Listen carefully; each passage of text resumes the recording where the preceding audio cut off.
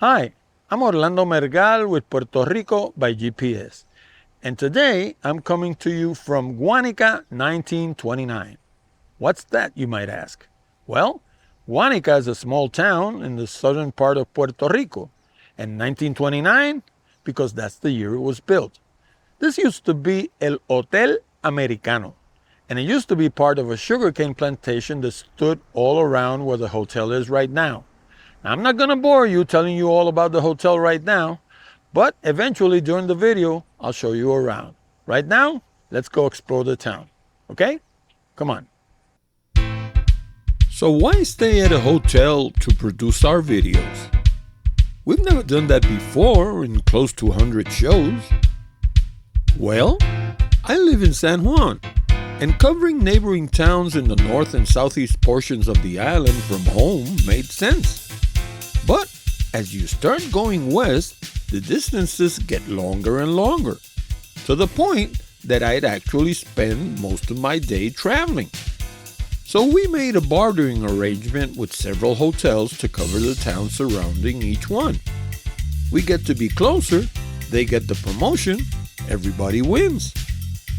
During the following 2 episodes, we'll be covering the town of Ponce, Puerto Rico's second largest, and as many would argue, its most elegant.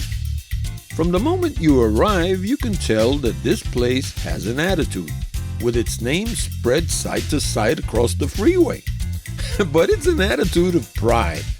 They even have a slogan to go with it. Ponce is Ponce, and the rest is parking, jokingly referring to the rest of Puerto Rico. As always, when we got to the center of town, our first stop was at the beautiful Nuestra Señora de la Guadalupe Cathedral. Founded on September 17, 1692, this beautiful neoclassical temple is the pride and joy of all Ponceños, even if they're not Catholics. It's just stunning. However, Hurricanes Irma and Maria, as well as the earthquakes that started on the morning of January 7, 2020, all did a great deal of damage to this temple. You can see it in the limited amount of drone footage that I was able to shoot. You see, the town of Ponce sits right next to Mercedita International Airport to the east, so getting my drone off the ground at all was a miracle in itself. On the inside, the temple is gorgeous, with lavish decorations, vaulted ceilings, stained glass windows, and beautiful woodwork galore. This is not a simple church like others we've visited throughout Puerto Rico. It's truly one of the most beautiful and elaborate churches that I've seen on the island. And in case you're wondering, yes, the altar points east as is common in Spanish Catholic churches. Outside the temple, there's an entire complex of interesting sites to explore, including Plaza Las Delicias, which is the name of the entire plaza. Plaza Las Delicias is divided into 2 smaller squares. Yes, you heard me correctly, 2, and the historic fire station. City Hall is in a building south of the square built in 1840 that was originally a prison. More on that in a minute. There are several other historic structures that we'll discuss as well. On the north side of the cathedral, you have the smallest of the 2 plazas, honoring Barranquita's native Luis Muñoz Rivera. We have discussed Luis Muñoz Rivera in several of our previous videos, as he was Puerto Rico's second resident commissioner and father to Puerto Rico's first elected island-born governor, Luis Muñoz Marin. On the eastern end of the cathedral, you have the historic fire station, which is one of the most visited sites in the entire complex and a sort of symbol of the city of Ponce. So, this building was built in 1882. Originally, it was built for a fair, so that's why it's so colorful and different from any other structure. It was built to pull the eye of people that were around, so they come by, be like, what is that? And then essentially buy everything here, hopefully. But then the fair ended and they didn't know what to do with this huge structure in the middle of town. They were originally gonna destroy the whole thing. but the mayor at the time decided to donate it to the firemen of the town, and it became the first fire station not only in Puerto Rico but in the Caribbean. The last time that I was at this firehouse was on September 15th, 2013, almost 12 years before to the date. Back then, there was a beautiful antique fire truck on exhibition, not the modern van that we have today. So naturally, I had to ask. So we used to have an old truck here from 1928. That truck is getting restored right now, and the ones who are restoring it are Mercedes-Benz. So we made like a little exchange. We give them a sponsorship and they fix our truck for free. So hopefully maybe in like a year we'll have our truck back all new. And See, that's what I call a great deal. The government and private sector working together. One gets free publicity and the other a pristine truck. right, so over here we have a painting of 7 firemen along with a civilian. The reason is because around 3 blocks ahead, we actually used to have a military base. In the base, there was an area for hay for the forces at the time. There was also an area full of explosives. The story says a soldier snuck out into the horses area to smoke. His cigarette fell, that thing lit up, right? So firemen were called, but as the fire was getting really close to the explosives area, everyone was told to evacuate the town and leave that area because that thing's gonna blow up any second now, right? But those 7 firemen, along with that 1 civilian, went to the area, and what they did, they got all the explosives out of the way before the fire could reach it. Then they were able to control the fire and turn it off all by themselves. And fun fact, they were actually arrested for not following the orders of evacuating the town. But everyone in Ponce went to protest about it, and so they were freed and they were pronounced heroes of Ponce. So in the painting we see them like with a little golden medal. So they got that, and along with that, the mayor at the time also gave them all a house. Those are wooden houses. They are painted black and red. They are still here to this day. And like after that year, it became a tradition that the fireman of the year, they would give him a new house. So it became a tradition, and now there's about 44 houses, all painted black and red. That street is called 25 de Enero. It's still here. You can visit it. Everyone who lives there is inheritance of the firemen because those houses cannot be bought or sold. Only inheritance. My wife and I actually went by 25 de Enero Street, and it's a sight to behold. I had never seen anything like it anywhere in the world. The historic firehouse has exhibition areas on the 2nd level with equipment, memorabilia, and pieces from firehouses from all around the world. Quite frankly, I had been to the firehouse several times throughout my life, but I had never had it explained to me with the level of detail that Miss Alondra Borrero did. She's great. Just south of the cathedral, you have the second half of Plaza Las Delicias, which features huge trees, wonderful fountains that actually work, and a je ne sais quoi that makes you feel like you're someplace in Europe. It's simply amazing. This area is dedicated to Federico Degetau, the island's first resident commissioner, who we discussed in our Ay Bonito video. And here's a little production secret for you. My wife and I actually visited Ponce 2 days in a row because there was no way that we could explore this huge town on a single day. On the first day, the fountains weren't working because the maintenance people were cleaning the square. But the second day more than made up for the first. This square is beautiful. On the south end of the square, across Comercio Street, you have the City Hall building, which to my surprise was originally a jail. According to my research, many offices in the building were originally jail cells, and actual executions were conducted in its center court. Today, it's a beautiful building with paintings along its walls and a relaxing colonial feel.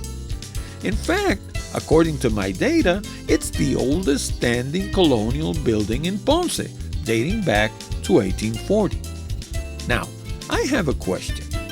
Why did they build a jail in the center of town? Normally, jails are built on the outskirts, not across from the main square. Believe me, I asked and I also researched it, and I couldn't find the answer.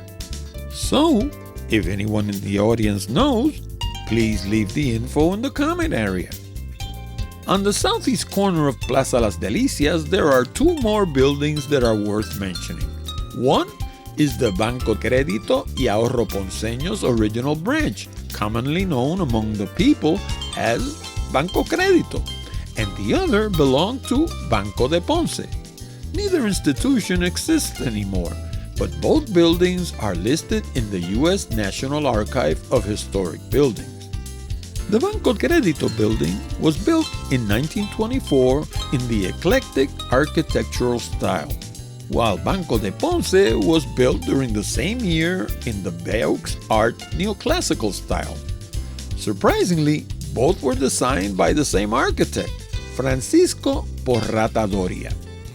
On the opposite end of the square, at the southwest corner, there's another landmark that you might be interested in. It's La Puerta de la Bandera de Oro. In the King's English, that would be the door with the golden flag. It's a corner building with the Puerto Rican flag painted in gold color. People constantly have their picture taken there. But be advised that your selfie stick won't do the trick here. Why? Because the door's too big. You'll need someone in your party to actually snap the picture from across the street. It was already 2 p.m. and we had barely scratched the surface, so we decided to stop for a quick lunch before continuing our exploration. Now, I don't know how you feel about street food, but in Puerto Rico, it's usually safe. That said, there's a spot between Banco de Crédito and Banco de Ponce buildings called La Jartera that sells all kinds of frituras. Just so you know, a jartera is Puerto Rican slang for what you get when you eat too much. It's when you feel like laying down for an hour while your body processes all that food. In any case, La Jartera is mainly about fried food, and everything is yummy. One favorite of mine are bacalaitos. That would be cod fritters in the King's English. Regular cod fritters, the kind Puerto Ricans make at home, are about 6 inches across, but these were more like 24. Now you know why they called the place La Jartera. And they weren't blind either. Blind, or ciegos, is what Puerto Ricans call bacalaitos when they're mostly wheat flour with no cod. But not these. They were heaping with little pieces of cod and bell peppers. Yummy. From La Jartera, we walked 1 block north along Muñoz Rivera Street, turned right on State Road number 1, walked another block, and arrived at Teatro La Perla, a neoclassical theater built in 1860 that has served both as an artistic venue and as a meeting place for important events throughout Ponce's history. However, there was one thing that caught my eye and made me sad.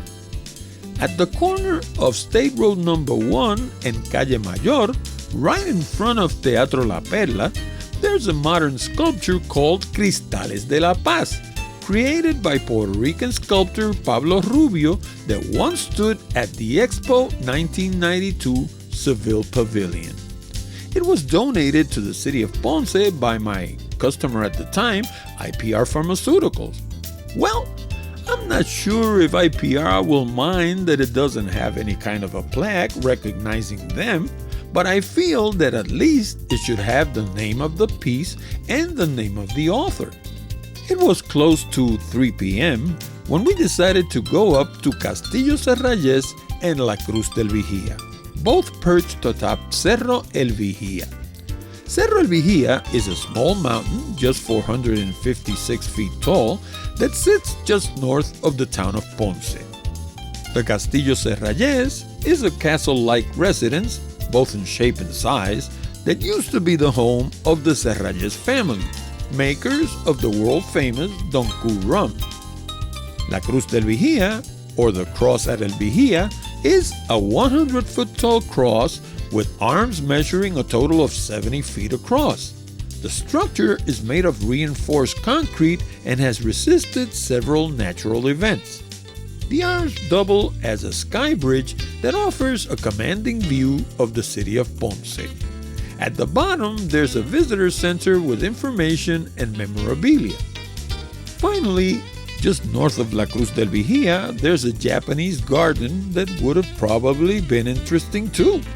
But sadly, all three places were closed. After coming down from Cerro El Vigía, we parked our car and went for a walk along some of Ponce's gorgeous streets. This is a city so regal that it even has its own architectural styles. These are Neoclásico Isabelino and Ponce Creole, both developed during the 19th and 20th centuries. And you can see it all around you, in the dozens and dozens of historic structures that pepper every corner of the city. And then there's the Ponce Museum of Art, founded in 1959 by Puerto Rican industrialist and philanthropist Luis A. Ferre. It's the finest art museum in Puerto Rico, the largest art museum in the Caribbean, and one of the best in the Americas. It was also the first museum in Puerto Rico accredited by the American Alliance of Museums.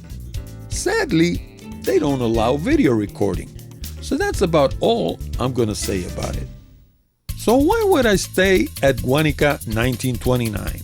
A family-owned hotel that's 20 miles from Ponce as the crow flies. Oh, I don't know, maybe because the place is gorgeous?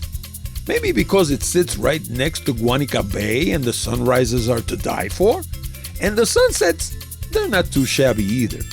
In fact, the first thing I did Tuesday afternoon, immediately after leaving my stuff in my room, was to fly the drone and take a look around.